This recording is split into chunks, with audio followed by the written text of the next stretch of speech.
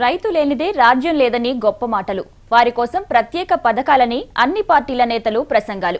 కానీ క్షేత్రస్థాయిలో జరిగేది డిఫరెంట్. తెలివి ఉంటే చాలు కోట్ల రూపాయల సంపాదన. అన్నదాత పేరుతో నిలువు దోపిడీ చేయొచ్చు. రైతన్న ఒక్కడినే ఏం కర్మ, ఏకంగా ప్రభుత్వ అధికారులతో చేయి కలిపితే కోటీశ్వరులే కావచ్చు. ఎలా అంటారా? అయితే ఈ స్టోరీ చూడండి. దేవరకొండ సహకార బ్యాంక్ అంటే ఇప్పుడు తెలియని రైతులు ఉండరంటే నమ్మొచ్చు.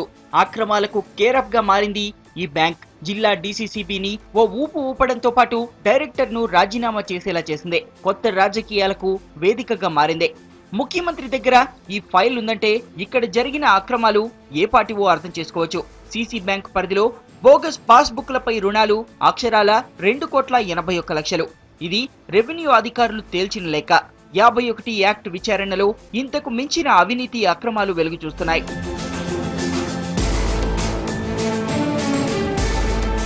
దేవరకొండ సీసీ బ్యాంకులో జరిగిన బోగస్ భాగోతం ఫైల్ సీఎం దగ్గరికి చేరడంతో కేసు ఏ మలుపు తిరుగుతుందోనన్నది చర్చనీయాంశంగా మారింది. ఇప్పటికే ఆరోపణలున్న దేవరకొండ, పిఏపల్లి, చిత్రియాల, తిమ్మాపూర్ సొసైటీల పరిధిలో ఇచ్చిన పంట రుణాలపై ఎన్నో అక్రమాలు బయటపడ్డాయి. కొందరి పేర్లతో రుణాలిచ్చినా వారి పేరు మీద పట్టాదారు పాస్ పుస్తకాలు లేవు. కొన్నింటికి ఫోర్జరీతో దొంగ పాస్ పుస్తకాలు సృష్టించారు. సెక్యూరిటీ బాండ్లు కూడా లేవు. కొందరు రైతులకు తెలియకుండానే వారి సంతకాలతో అప్పు తీసుకున్నారు. ఈ తతంగంలో బ్యాంక్ అధికారులతో పాటు మీడియా ప్రతినిధుల వాటాలు ఉన్నట్టు తేలింది. కొందరు మీడియా ప్రతినిధులు ఇందులో భాగస్వాములుగా ఉండి తతంగాన్ని నడిపించారని దర్యాప్తులో తేలింది. 2 నుంచి 6 కోట్ల మధ్యన ఫ్రాడ్ జరిగింది. ఇది ప్రతి విలేజ్కి సంబంధించిన బ్యాంకర్లు కానీ, మేనేజర్లు కానీ, వాళ్ళున్న ఆఫీసర్స్ కానీ, ఫీల్డ్ ఆఫీసర్ కానీ బాగా ఫ్రాడ్ చేసిర్రు. వాళ్ళపైనే నింద నడుస్తున్నది. ఇప్పుడు ఎంక్వైరీ నడుస్తున్నది.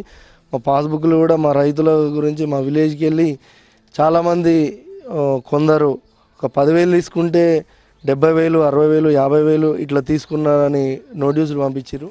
సీసీ బ్యాంక్ కుంభకోణంపై పోలీసులతో పాటు రెవెన్యూ అధికారులు విచారణ జరిపారు. పాస్ పుస్తకాలను తిరగేసిన అధికారులు 4 సొసైటీల్లో బోగస్ పాస్ బుక్లపై 2,81,00,000 వరకు అక్రమ రుణాలు పొందినట్టు నిర్ధారించి ఉన్నతాధికారులకు నివేదించారు. దీనిపై స్పష్టత కోసం 51 యాక్ట్ అమలు చేశారు.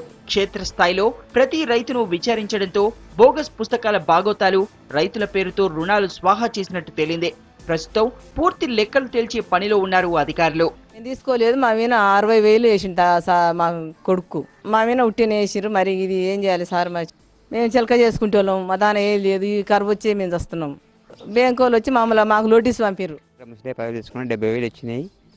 ఇలా నోటీస్ వచ్చింది. ఏం చేయాలి? నేను కాలం పోయింది, కరువు పోయింది, బువ్వ దొరకలేదు. మా గతి ఏంది ఇప్పుడు? ఇస్తుర్రు. మరి అన్నయ్య ఊళ్ళు తిన్నారు, మేము తినలేదు. దరఖాస్తు పెట్టమన్నా ఏం చేయమన్నా చేసుకోరు. ఏం చేస్తాం? మా తాన ఏ పరిస్థితి లేదు. మా తాన 10,000, 70,000 అంటే 10,000, 10,000 అంటే కట్టగలుగుతాం. కానీ ఏదొచ్చి కాదు. మేము 70 పెట్టేది ఏ లెక్కనైతే.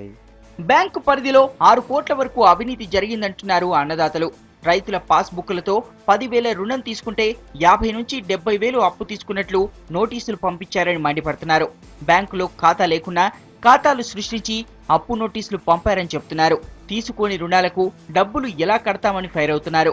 సీసీ బ్యాంకులో మా ఫాదరు 8,000 తీసుకొచ్చాడు. ఇప్పుడు 22,000 ఇచ్చి పంపించాడు నోటీసు. అసలు 2013లో తీసుకొచ్చాడు.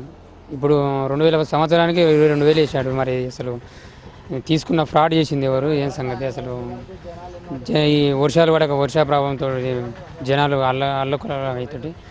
మేము ఒక్కరమే కాదు, గ్రామంలో ఎవరు ప్రతి ఒక్కరు లోన్ తీసుకోకున్నా కానీ లోను నోటీసులు పంపించి రైతులను ఫోర్స్ చేసి ప్రభుత్వం ప్రత్యేక శ్రద్ధ వహించి అక్రమార్కులపై చర్యలు తీసుకోవాలని కోరుతున్నారు రైతులు. సీఎం కేసీఆర్ ను కలిసిన జిల్లా నేతలు సుమారు 25 కోట్ల వరకు అవినీతి జరిగిందని నివేదిక అందించారు. దేవరకొండ డీసీసీపీలో జరిగిన అవినీతి భాగోతం లేఖలు తేల్చిన తర్వాతే ప్రభుత్వం ఇక్కడ రుణమాఫీ వర్తింపచేయాలని కోరుతున్నారు.